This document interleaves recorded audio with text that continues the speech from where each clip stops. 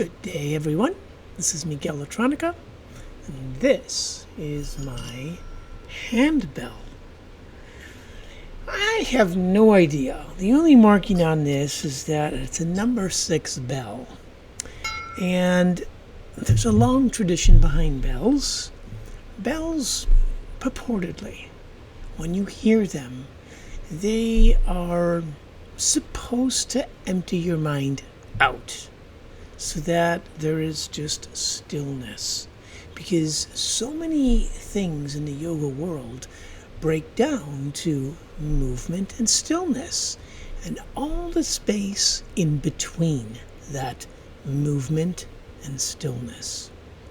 So in all my trainings in the past, I've used a bell for a lot of things because it resets, if you will, the nervous system. It interacts with the vibrations of what we call the chakras, hence the different numbers. So that is such a cool thing, and it's so simple. It's like a wheel. It's just simple. Anyway, welcome. So today I actually want to take a little bit of time to talk to you about the yoga poses, because we've already done about 3 or 4 videos so far on our landing page, and what we haven't done is really specifically talked about asanas.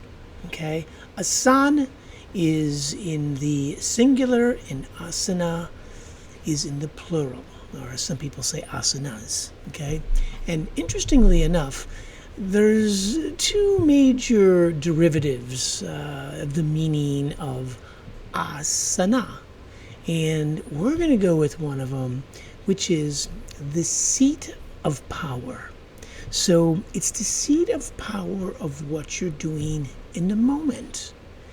Hence, all of the 84 common yoga poses. So 84 is a big number in yoga because, I talked a little bit about in some of the videos of, how there's Ida, Pingala, Sushumna, and about the chakras, that there's 7 chakras. So, but the thing is, relative to the nadis, which is part of the subtle nervous system, there's 84,000 of them. So this is the cool thing. There's 84 basic yoga poses that the Yoga Hatha Pradipika and other references as well would say that there's 84 different kinds of human beings. Now, obviously, this day and age, this was something that was formulated back in Patanjali's time, going back all the way to the Common Era, okay? And so back then, they didn't have the technology. They didn't have the science that we have today. So we look at things, in 2021, we look at things with a little skepticism. And guess what? I do the same thing sometimes. I do. That said, people for tens of thousands, for hundreds of thousands of years before the explosion of the internet, before the explosion of the Industrial Revolution, right? They worked on things for thousands of years. And they were things related to our physical being, our emotional being, our psychic being, right? They looked at all these different things, and they looked at afflictions and infinities and all the things that create stress in our bodies. But not only that, they've also considered how equanimity and grace affect our mental, emotional, and physical states of being. So why are yoga poses, asanas, so important? So again, I've alluded to the 8 limbs of yoga, okay? And they're in a sequence. So you have yama, niyama, those are the first 2. And then you have asana and pranayama. And then you have all kinds of other ones, dharana, so on and so forth, all the way up to samadhi. So these were formulated in such a way that First, you do the observances, and then you do the disciplines. And when you do that, those are the yamas and the niyamas. Then you get into asana, and asana is the physical yoga poses, okay? And by the time we get to the third stage of asana, having done the first two, that readies our physical body. So now what we want to do is we want to work out a lot of the tensions in our body, and we work them out through the practice of physical asanas. This is a good thing because once we actually are able to eliminate, and I don't want to say get rid of, but give little energy to some of the distributions of the body, like a distribution. So I think you get what I mean. Anyway, so then there's a thing called vrittis. So Patanjali talked about them, and basically what it is our minds have a lot of.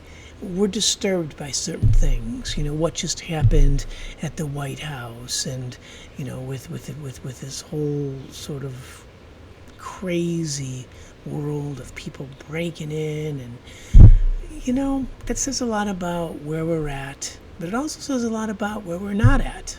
Okay, and we worked it out. These people that work through these things that they did.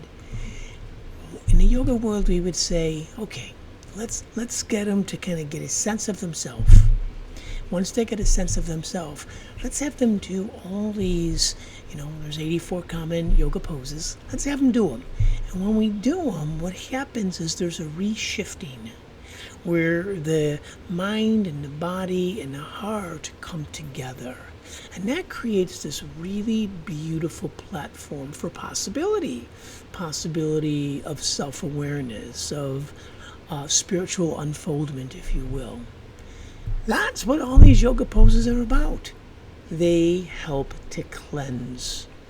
There's a thing called Tapta Marga in the yoga world. And Tapta it's the science of burning away the impurities of the physical, of the psychic, of the emotional, bodies and subtle bodies.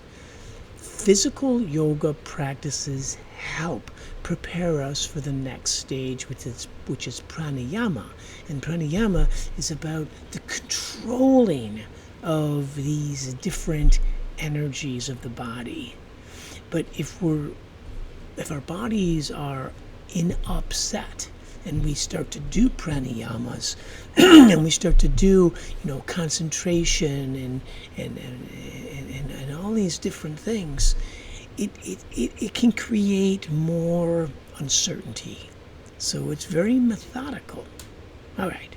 So having said that, you can see that I am already signed in, right? So whether you take advantage of our 14-day free membership to check out this course, that's great. But whatever it is, when you sign in, this is where you're at. You're in the dashboard, and we are just going to go right to Chapter 5, Part 2, which is right here. This is all about the yoga poses. So I talked about journaling. I talked about all the workbook questions. So many different things. Now we pull it together because as you're doing the questions and the journaling, we have this outlet to do the physical practice because we know that, everything is interconnected. So to work with one part of our being is to work with a secondary and a tertiary part, if you will. So we will go into Chapter 5 here, and I'm just going to show you, as you know by now, everything is broken down into 4 different seasons. And, it could be the seasons of your life, and paradoxically, it could be the seasons of the year. It doesn't matter, because you can do this course within a month or 2, or you can take a full year to do it. It doesn't matter. It's a process, and it's your process, okay? So I'm in Chapter 5, and you can see right here it says winter, right? So this is there's basically 13 poses. In winter, there's 13 poses. In spring, summer, and fall, which comes out to be 52. So that's why this whole course is thematic around 52 weeks, 52 cards in a deck. It pulls it together methodically, very nicely. So here, this is Tadasana, and Tadasana, as you know, there's 8 different, or as you may or may not know, there's 8 different classifications of physical yoga poses. These are the standing poses here, okay, Tadasana. And, when you work through this, it gives you all these detailed instructions of how to perform Tadasana.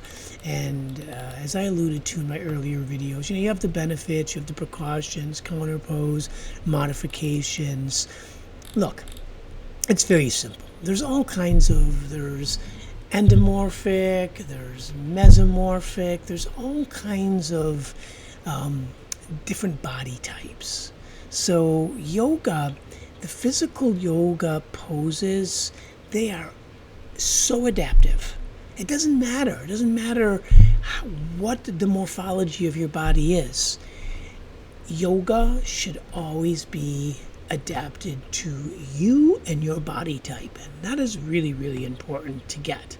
So regardless of the morphology, you will follow these instructions because they're very methodically outlined and delineated, and you'll read through the benefits and precautions, modifications, and so on and so forth. So that's winter. Now what we're going to do is, you noticed in some of the other videos, see these 2 arrows on the top, these 2 gray arrows? Well, that will take you from sections and subsections one to the other. The blue arrows, whenever you see those down here, that means that there is sequential things to follow, if you will. So what does that mean?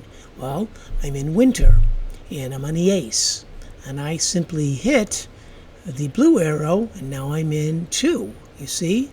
So it takes me all through 13 poses, do you see, of winter. But then if I go on top to the gray, that'll take me into the next suit, which is spring, right, of hearts. So you see Bhujangasana, and the same thing.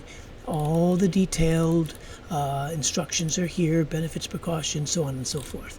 And there's also a video, So the video, every single pose, there's 52 of them, has a video. Now, the thing about this course is that I change the content sometimes. I'm actually working on these videos now where you can actually take the different videos and string them together to put a practice together for yourself, for your body, for where you're at, for what you want to do today.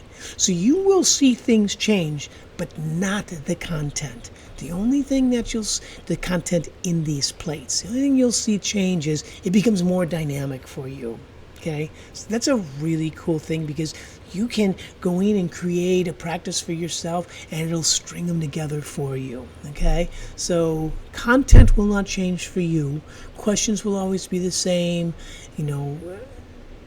Videos will change and we'll add new things. All right, so that's really important. So I'm going to go to the top arrow. That's going to take me into summer now, and you can see the yellow and all the different poses of what they look like, right? All the different iterations of a pose, all the different videos, again, instructions and what have you.